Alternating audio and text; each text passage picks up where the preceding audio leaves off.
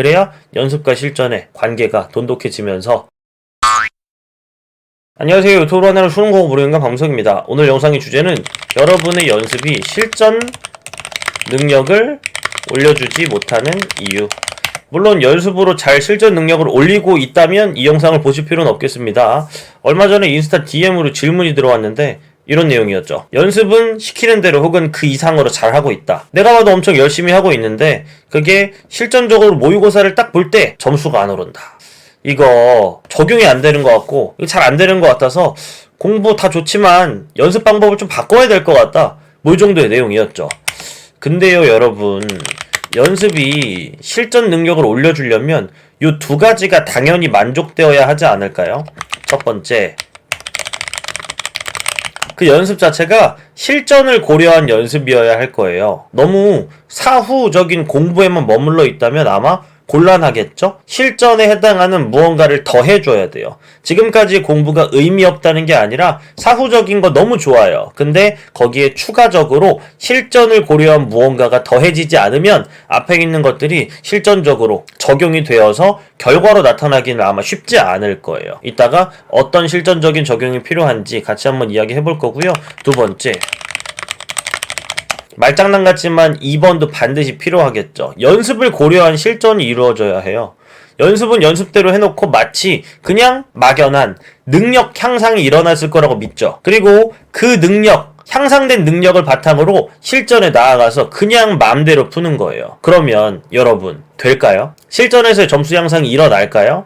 안 일어날 것 같은데, 연습에서 무언가 실전을 위해 준비한 게 있다면 그대로 해야 돼요. 그리고 연습에서 실전을 고려하며 반성한 게 있다면, 절대 하지 말아야겠다라고 리스트업된 게 있다면 안 해야 돼요. 어떻게? 일부러. 그리고 또 연습에서 실전은 이러한 것들이 필요하겠군, 안 하던 행동을 준비한 게 있다면 그걸 일부러 해야 돼요. 근데 실전 문제풀이를 하는데 어떻게 그런 걸 다 생각하면서 해야 돼요. 일부러 무언가 연습하는 과정, 그리고 그 연습을 통해 준비된 채로 이제 진짜 완전 실전에 나서는 거죠. 진짜 완전 실전이 뭔데? 가까이 있는 구평? 좀 더 나아간다면 수능? 이 정도가 되겠죠. 지금 하는 실전들도 다 어차피 연습이잖아요.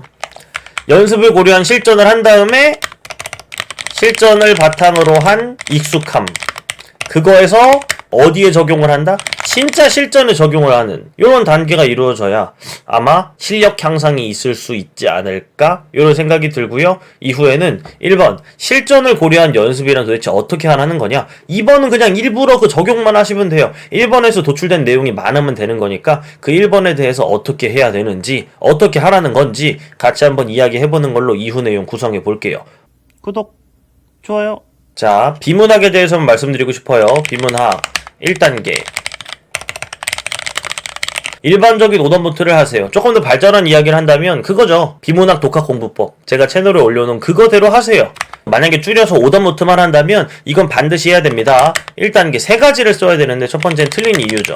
틀린 이유는 잘못된 답을 고를 때 나의 생각, 혹은 내가 사용한 기준, 내가 판단할 때 사용했던 근거, 이런 것들을 자세하게 솔직하게 쓰는 거예요. 되게 좁고 지엽적이어도 상관없어요. 그냥 솔직하게 쓰면 돼요. 그리고 나중에 이 틀린 이유는 다음 시험을 볼 때 절대 반복하지 않아야 하는 내용, 그리고 그게 목표가 되면 좀, 뭔 말인지 알겠죠? 틀린 이유들을 기록해 놓은 다음에 다음 모의고사를 볼 때 되게 명확한 목표를 잡고 시작하는 거예요. 그 명확한 목표는 뭐냐면 틀린 이유 반복하지 않기. 어쨌든 간에 1번 쓰시고요. 2번, 오답이 오답인 이유. 보통 EBS 해설지 보면 다 이렇게 써 있습니다. 오답이 오답인 이유는 뭐냐면 답이 아닌 것들이 왜 답이 될 수 없는지 내용을 다 찾고 다 고쳐놓는 거죠. 꽤나 귀찮은 내용이겠죠? 덜 틀리시면 돼요. 세 번째, 정답이 정답인 이유. 이 문제의 답은 이게 될 수밖에 없어. 왜? 이걸 물었으니까 이런 내용을 담고 있어야 했거든. 요렇게. 2번과 3번은 약간 내용적인 거라면 1번은 행동에 대한 반성이에요. 잘못된 행동을 하지 않아야겠다 라고 기록하고 그걸 실천하기 위해 준비하는 거죠. 괜찮지만 아직 엄청 실전적인 느낌은 안 들죠? 2번, 모르는 내용 없애기. 외부 자료 검색은 하지 않고 지문 내에 모르는 내용을 없애세요. 아예 없애야 돼요. 얘는 뭘 방지하기 위한 거냐면 나는 뭐뭐 지문이 어려워. 여기에 많이 들어가는 건 과학 지문, 기술 지문, 경제 지문, 법 지문 여러 가지 있겠죠. 철학 지문. 나는 그런 지문들이 어렵더라 라고 말하는 그런 인식들, 그런 생각들의 원인은 뭐냐면요. 그런 지문들을 어려워한 적이 있고 끝끝내 그 지문을 다 이해해서 처리한 적이 없는 거예요. 다시 공부해서 모르는 내용을 필사적으로 없애세요. 이 모르는 내용 없앨 때 그냥 다시 읽기 이걸 반복한다고 해도 어차피 똑같이 어려워요. 그럼 어떻게 하라는 건가? 손으로 정리하면서 어려운 내용을 해결하세요. 손이 동원된다면 훨씬 나을 거예요. 약간 내신 공부할 때 눈앞에 있는 텍스트를 그냥 여러 번 읽고 이해가 안 되네 한번 더 읽어볼까? 이렇게 시도하지 않잖아요. 여러 가지 방법을 바꿔서 계속 도전해서 결국 끝내세요. 외부 자료 검색은 하지 않는 게 좋아요. 그 텍스트 그대로 내가 낑낑대면서 결과적으로 다 알아놓는 게 중요하거든요. 그 알아내는 과정을 자신이 경험하는 게 너무 중요해요. 그런 다음에 1번과 2번을 했으면 뭐가 됐냐면요. 일단 문제의 선택지별로의 내용들 다 파악이 됐을 거예요. 오답노트에 2번과 3번이 그걸 하는 거니까요. 그리고 큰 2번을 통해 지문에서도 모르는 내용이 이젠 없어졌겠죠. 그리고 1번을 통해 잘못된 행동에 대한 반성까지 됐어요. 이제 3번 이게 실전적인 내용일 텐데요. 뭐냐면 실전에서 이걸 파악하려면 어떻게 했어야 했을까?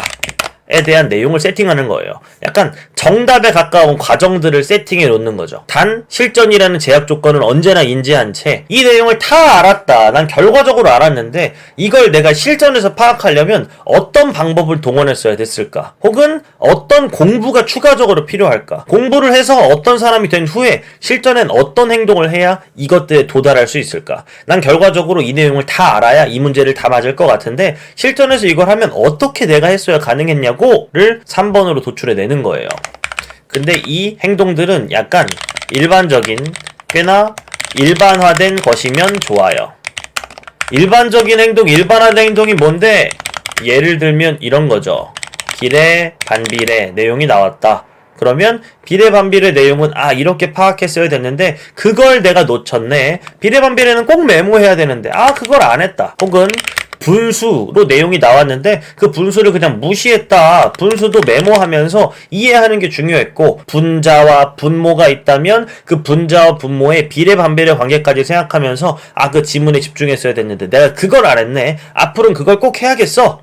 혹은 꾸미는 말 정의 파악을 안 했네. 내 맘대로 정의를 막 생각하기 바빴지 꾸미는 말로 나오는 그런 정의들 앞에 꾸며주는 말이 정의 그 자체인데 나는 그냥 꾸미는 말이라고 생각하고 버려버렸네. 앞으로는 꾸미는 말로 나오는 그 정의의 파악을 조금 더 집중해야겠어. 약간 아까 했던 그 잘못된 행동 반성의 거꾸로 버전이라고 생각하면 되겠죠. 꼭 이걸 해야 되는구나. 근데 이건 내가 잘못한 행동이 아님에도 나중에 추가될 수도 있는 그런 올바른 행동들의 목록들이기 때문에 되게 중요해요. 근데 여기까지 말해도 너무 좀 막연하고 이걸 실제로 내가 파악할 수 있을지 모르겠다 이런 생각이 들잖아요. 여기에 두 가지를 더 해드릴게요. 지문의 구조를 생각하면서 이러한 구조는 이런 행동을 통해 파악했어야 됐는데 내가 이걸 안 했구나. 앞으로는 이러한 구조는 이런 식으로 파악을 해야겠다. 구조는 이렇고 내용은 이런 걸 알았으니까 이런 구조는 이런 내용을 가지고 있을 때 이런 식으로 파악하는 게 좋겠네. 구조에 따른 내용 파악의 행동을 정해놓는 거예요. 구조가 뭐가 있는데 여기에 전 지문의 구조라고 말하긴 했지만 문단의 구조라는 말을 덧붙여놨습니다. 글 전체의 구조 별로 안 중요할지도 몰라요. 특정 문단에 어떤 구조를 가지고 있는 그런 내용이 우리에겐 너무나 어려운 거예요. 그럼 그 어려운 내용을 우린 이렇게 앞으로는 나오면 파악해야지 라고 꽤나 나눠놓고 그 일반화된 행동을 준비하는 거죠. 지문의 구조가 뭐가 있는데 문단의 구조가 뭐가 있다는 거야?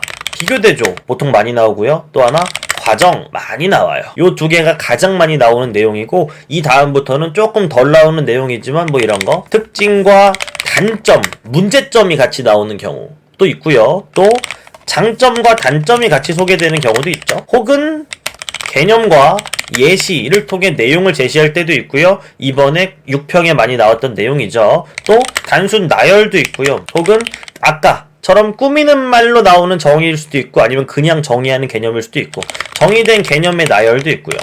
뭐 여기서 말하지 않은 내용의 구조가 나온다면 걔는 또 리스트업해서 새로 정리하면 되겠죠? 뭐 이런 거. 이런 구조가 나왔구나는 파악하라고 했어요. 어디서? 비문학 독학 공부법에서 꼭 파악해라 라고 했죠. 근데 그건 왜 파악하라고 말한 적도 없고 파악한 이후에 뭐 하라고 말한 적도 없어요. 여기서 쓰는 거예요. 이런 구조의 이런 내용이니까 이런 내용은 이런 구조를 가지고 있을 때 이렇게 파악해야 모든 내용을 다 알 수 있는 거구나. 결과적인 반성 그리고 앞으로 할 행동의 준비까지 하시라는 거죠.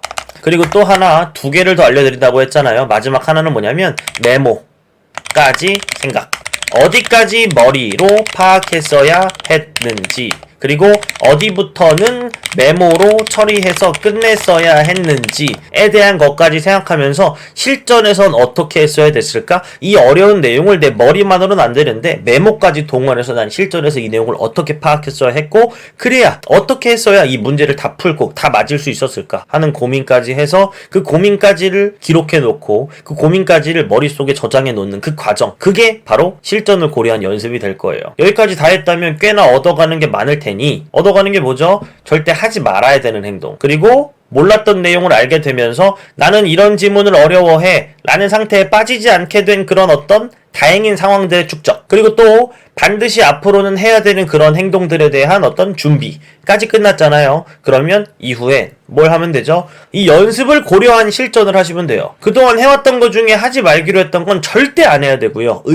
의식적으로 일부러 또 안 해왔지만 앞으로는 해야지 라고 준비했던 것과 비슷한 상황이 나오고 그걸 인지했어요. 그럼 일부러 그 행동을 준비한 거대로 해야 돼요. 그렇게 연습해서 익숙해지는 거예요. 익숙해진 후엔 이제 자동으로 아마 수능날엔 잘 되겠죠. 수능날에 자동으로 하기 위해 그 전까지의 어떤 실전들에서는 준비한 것들을 일부러 부자연스럽더라도 계속 적용하려고 노력하는 그런 실전 연습을 해주셔야 점수 향상이 있지 않을까. 그래야 연습과 실전의 관계가 돈독해지면서 성적 향상으로 나아갈 수 있지 않을까. 이런 생각이 좀 드네요. 연습과 실전이 너무 괴리돼 있어서 공부하는데 좀 막연함을 느끼시는 분들이 많을까봐 이 영상 준비했고요. 설명이 좀 부족했을지도 모르니 댓글로 질문 남겨주시면 최대한 또 답변 시간 되는 대로 달아드리도록 하겠습니다. 여기까지 해볼게요. 안녕.